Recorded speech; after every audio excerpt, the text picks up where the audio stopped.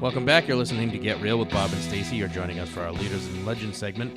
And our guest is Rom Krupp, founder and CEO of Marketing Vitals. Welcome to the show, Rom. Thank you for having me. So a little background on Rom and his company. Marketing Vitals is an award-winning company providing game-changing analytics software for restaurants of all shapes and sizes. They are the winner of 4 prestigious big awards from the Business Intelligence Group. Marketing Vitals is a software platform enabling restaurant owners, consultants, and the C-suite of national and international restaurant franchises to pinpoint what's working in their organization and what isn't. With nearly 20 years of experience working with over 400 brands and assisting with technology systems, Rom Krupp is now in the business of helping restaurants turn data into dollars. He was named Executive of the Year by Big and speaks at industry events, sharing his groundbreaking vision, perspective, and insights. So, Rom, tell us all about Marketing Vitals.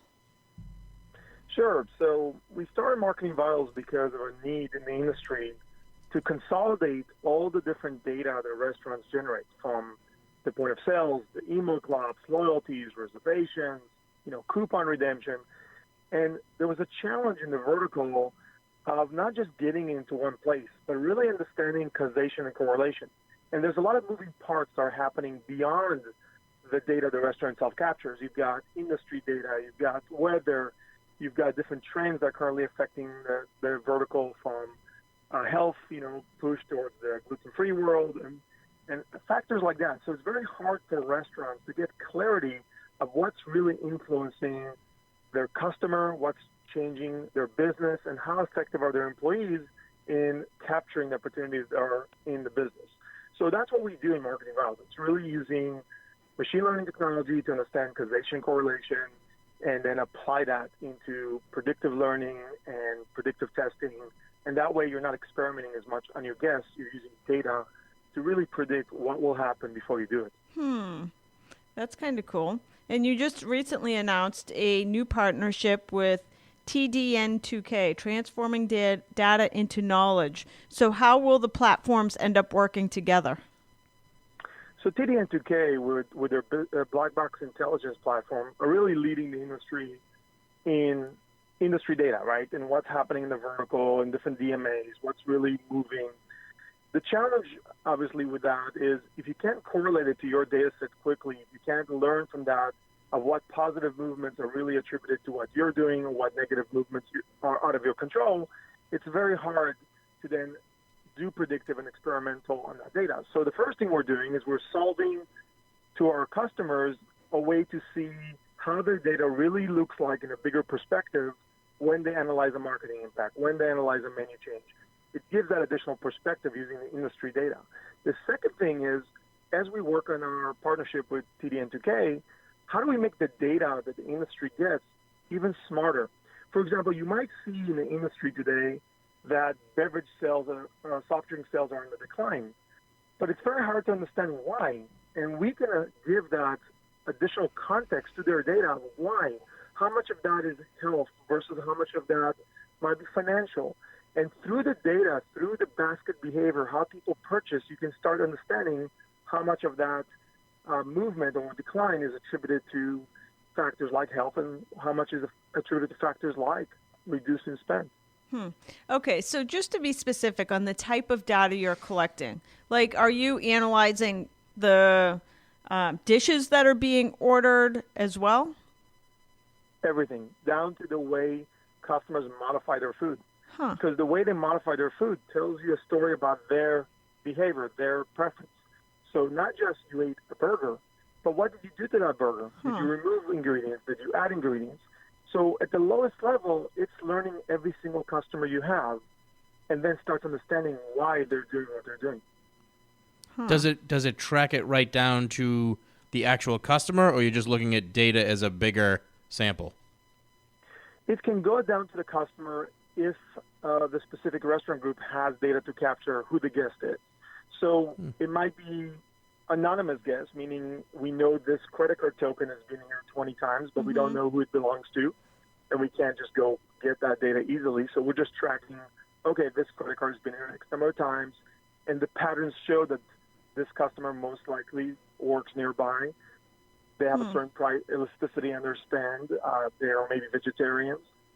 But then if they have email clubs or loyalty clubs or things that customers opt in their information, then we can triangulate all those transactions together and really create a pattern about individual guests. So both on the macro level, what are your guests doing overall? And also on the micro level, what individual guests are doing. This is kind of cool.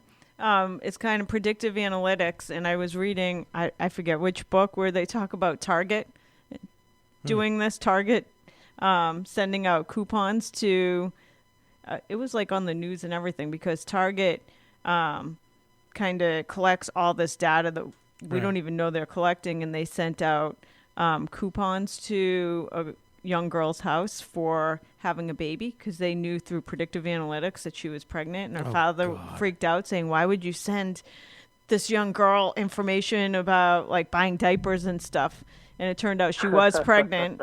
Like they not a good way to find out about your daughter being pregnant. Right. But it's interesting. It was all, I mean, yours is kind of a different spin on it. Nobody necessarily cares about being, I don't care if anybody knows what kind of food or how I'm modifying my order, but it's kind of really cool. It seems like every restaurant needs to have this in order to have a future. Look, it solves two major concerns. First of all, the cheaper it is for me to deliver you the right message, the cheaper it is for you to buy my product. So if my cost of acquisition of a new guest reduces itself through better optimization of what messages resonate, what marketing works, what my guests want, then obviously I don't have to spend as much on media and marketing and hope to capture through multiple messages some additional guests. So the ability to pinpoint really helps the guests. So big data helps the guests by reducing the cost. The second part is, and this is very important, the only thing that makes a difference between a restaurant or any brand communicating to you, the only difference between spam, right, and relevancy or not spam is relevancy, right? It's how is that message appealing to me? So if I just send you a generic, come try our burger, and you're a vegetarian, I'm spam to you. Right. You really have to understand what I eat, why I come to your restaurant, what drives my decision. So relevancy is the differentiator between a restaurant communicating to being spam or not spam. Huh. And you talk about customer interception, that basically restaurants that are using Marketing Vitals, they have an opportunity to not lose a customer to a competitor because they better know exactly what the customer wants and needs. Well, the concept of interception, let me kind of step back. Today, most of the marketing brands do really falls into two major buckets. It's either awareness. I'm putting billboard, I'm taking TV, I'm taking newspaper ads, trying to make people aware that I exist and what I offer. The second type falls more into acquisition type, incentive type. You know, I'm going to give you coupons, I'm going to give you loyalty, I'm going to try to get you to come more often through incentives. So more of acquisition type. But really, interception is a new way to do it. Interception is about one-on-one marketing. It's about being relevant. It's about not changing your behavior, but knowing when you need my services the most, and then communicating to you with the right message at the right time to intercept your transactions before my competitors had a chance. So if I know you're going to be in a certain place at a certain time, and there are 20 different restaurants you can eat, but I can know that in advance, and I can communicate to you a relevant message. You'll make a decision before you arrive to that area to eat in my restaurant before my other competitors even have a chance. So all the billboards in the way and all the beautiful signage outside the restaurant doesn't work anymore because you already made the decision. How are you getting in front of them? So big part of interception is obviously social listening. You need to be able to listen to what people are doing, and then pattern learning. So it's a combination of two things. For example, if you only come to my restaurant on Monday to Friday at lunches and I never see you otherwise, it's safe to say you work nearby. So like promoting to you a holiday special might not be a good idea because you're not going to be there. But I'm not going to be there Monday to Friday. And I'm using very basic examples. It can get extremely complex. So I can be relevant to you by knowing that you typically eat between 12:30 to 1:30. You typically eat certain products. So 30 minutes, 45 minutes before, I'm going to actually remind you or send you an incentive to come eat lunch at our restaurant. So that's a simple example. Mm-hmm. If you add social listening to it, hey, I'm going to be at a basketball game downtown today, or maybe you picked up a pattern that they're season ticket holders based on correlating the schedule of the local basketball team and when they're typically in that area. And now you have the ability to know when the next game is and communicate to them ahead of time that on their way to the game, or since we're near the stadium, stop over at our restaurant, even leave your car here and walk to the stadium, and you'll save the parking fee, but eat at our restaurant to do that. So I can even intercept the parking fee that might be more expensive than dining in my restaurant if I can create that proper message. Wow. That's impressive. Now, one of the pieces to your program is you have an employee motivation app as part of it called Incentivize Me. How does it work and why is it so effective? Sure. So you've got a lot of planning and a lot of execution and marketing campaigns, and it all boils down at the end to once the guest walks in the front door, it's the front of the house employee. It's the cashier, the server, the bartender that are your face now. They are supposed to continue that messaging. The challenge you have is normalizing data to really understand how much of the behavior a guest is doing is influenced by the team members. And the industry has always struggled with not just normalizing it properly. They do things like divide the sale of an item by the hours worked. Mm-hmm. But that implies that every hour has equal opportunity. And we all know an hour is a variable in restaurants. Monday 12 to 1 is not a Friday 12 to 1.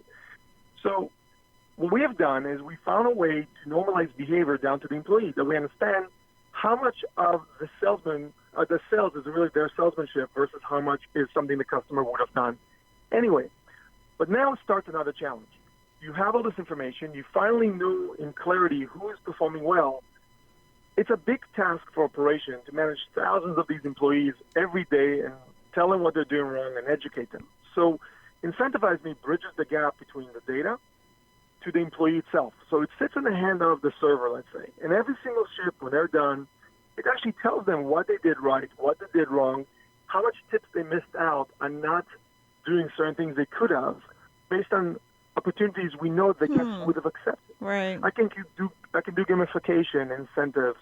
I can do charity drive incentives where I feel them more connected to the brand. So this constant engagement of the team member understanding where they're at, how to improve, how it personally impacts their income, allows them to then deliver the message, deliver the marketing that the restaurant wants, and then the execution doesn't fail once a customer walks in the building. Wow. So how easy is the system to use for somebody that decides tomorrow that they're going to start with the program? Data is a complicated thing, but we really focused a lot on building what we call a consumer-grade experience to a business problem. So you don't have to be a business analyst to use Marketing Vitals. A lot of our customers can go live in a day or two with their whole network of restaurants, with their whole brand, because we created connectors to the most common technologies used in the restaurant industry. So we support 14 of the largest point-of-sale providers. We support the most common reservations, loyalty, email club systems. So for most of our customers, it's a turnkey solution to get the data in the system. And then with very minimal training, they can start being very effective with data. So a lot of our customers, 24, 48 hours, they can start using the system and start making decisions on it with minimal training. And overall, what do you see as the biggest reason a restaurant would need to gather and analyze the data in the first place? So the most expensive things a restaurant can ever do is experiment on their guests. Well, every time you experiment on your guests and you do things that affect your guests, you run the risk of losing them. And it's very hard to quantify it as just a standard ROI of saving on misused marketing campaigns. But how do you expense that? How do you ROI that? And that is very critical. So the more predictable you can be, the more you can understand what makes your guests turn negative or positive before you actually experiment on them, the more successful you're going to be. Because if you start churning your guests, if you start experimenting too much on your guests and losing them, you're going to run out of customers. Every restaurant is limited to a certain, size of market or radius of service. Unless you're in an airport, which is constantly just transit crowd, you've got a certain base. we found that some of our restaurants, 300 regulars represent 60% of the revenue of a restaurant. You can't afford losing them. So it's very, very important that you apply predictive, you apply regressive learning, you do things that help you minimize the negative impacts on your guests and experiment on your guests. And that's why it's so important to have tools like ours. Wow, we have with us Rom Krupp. He is founder and CEO of Marketing Vitals. Ron, how can our listeners find out more about your company? So obviously, our website is like our company, marketingvitals.com. And you can also find us on social media, vitals_com, Twitter and Facebook and LinkedIn. It's just Marketing Vitals. Marketingvitals.com. Thank you for joining us today. Thanks, Rom. Thank you. That's all for this edition of Get Real. Join us again next weekend for more.